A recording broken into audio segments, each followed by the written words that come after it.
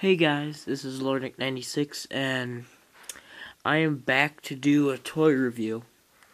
Now, I'm kind of a little maddish because I filmed earlier today my next two parts for my video game collection and other stuff, but my second part that I uploaded got removed by YouTube because it was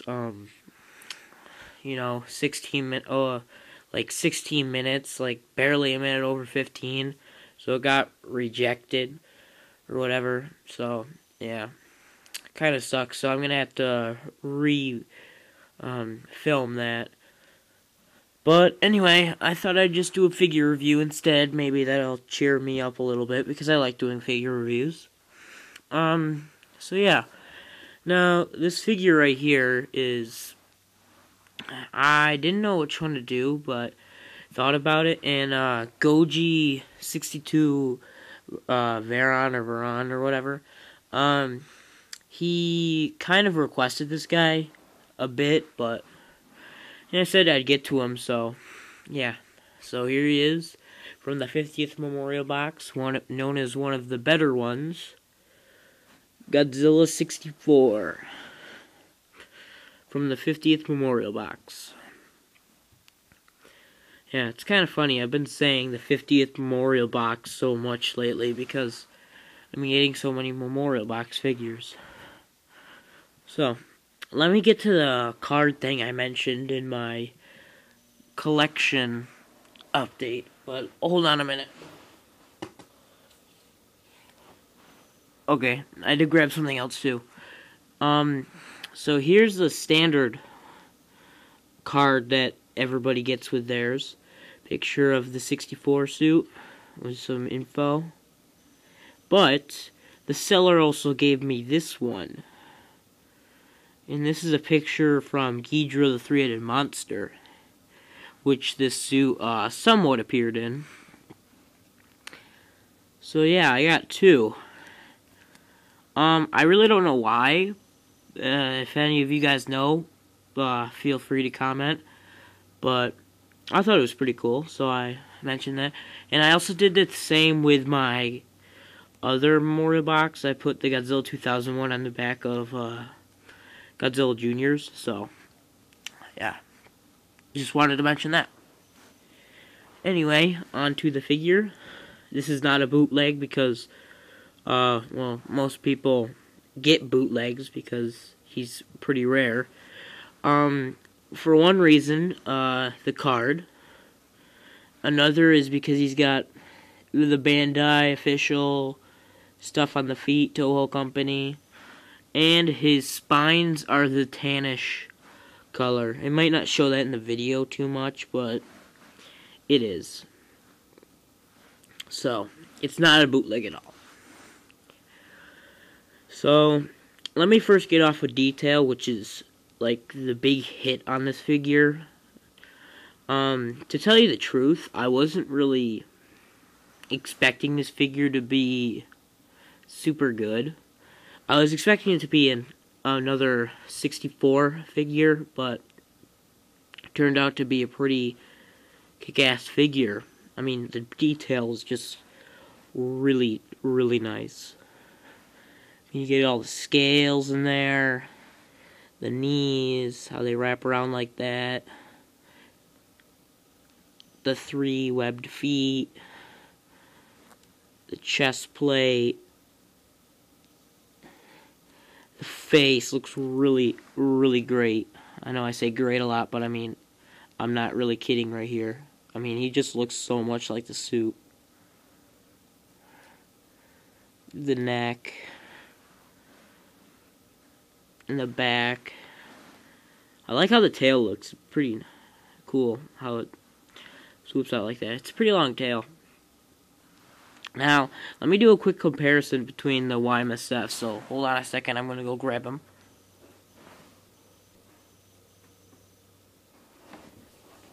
Okay. Yeah, I'll show you a little comparison. How this one's in a kind of pose. This one's standard look.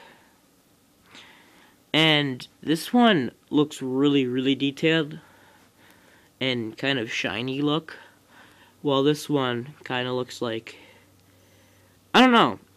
For me, details kind of split because they both look like the suit. They both represent what they're supposed to. But then they have the difference. So, it's up to you which one you like better. I like both. So, yeah. Anyway, now let's get on to articulation. Now, articulation is pretty basic, but there's an extra point, which some Godzillas don't have.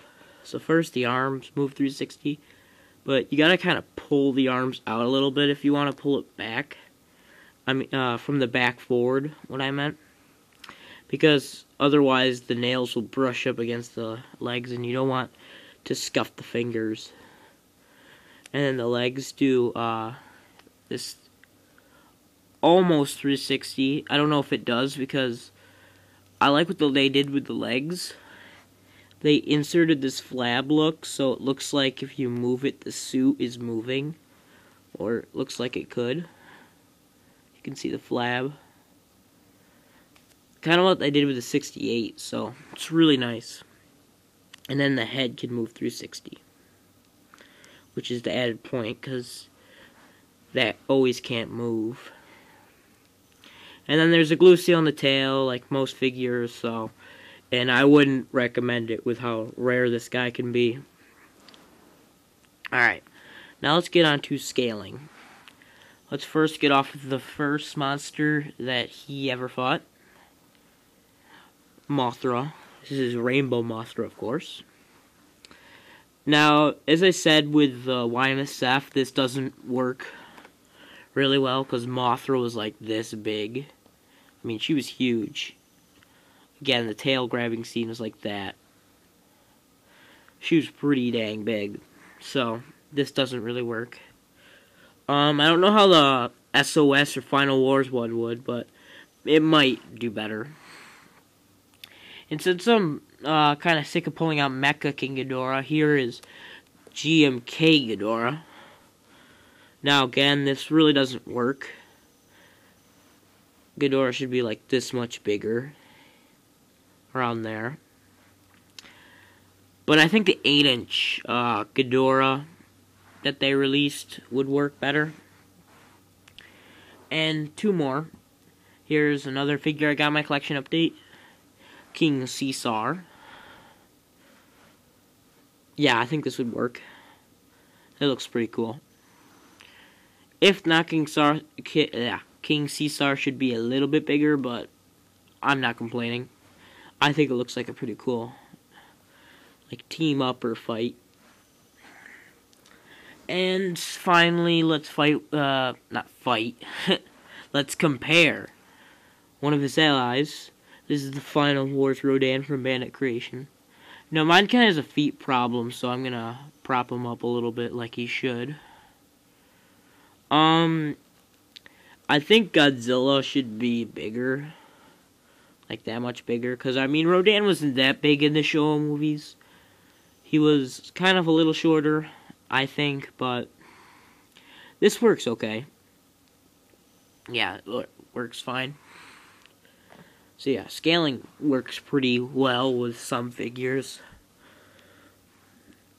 And for paint job, as for most Memorial Box figures, he's a really dark green all over, and then again he's got the tannish like spikes on the back that run down to the tip of the tail, and he's kind of got this really light blue color for the toes and the fingers. He's got the red in the mouth, and his teeth kind of look individually sculpted, but I don't think they are. And then the white and black for the eyes, so yeah. Paint job is really nice on the figure. Well, he's supposed to be black, but that doesn't really matter. So yeah. And for movie-wise of his appearance, this suit appeared in, well, mainly Godzilla vs. Mothra. And he somewhat appeared in Ghidorah the Three-Headed Monster, but he had a few changes to the suit, so. But he was basically the same exact guy. So yeah, oops. That is the Memorial Box 64. Now, I definitely recommend it, because I'm going to give him a 5 out of 5. Or 10 out of 10, or I think I give him a 5. Yeah, 5 out of 5. Because he's got great detail, really nice detail. One of the best Bandai figures. Pretty decent articulation. Has a little added head movement, which is nice. Paint job is pretty nice for a Memorial Box. And scaling can work well. You just gotta have the right figures.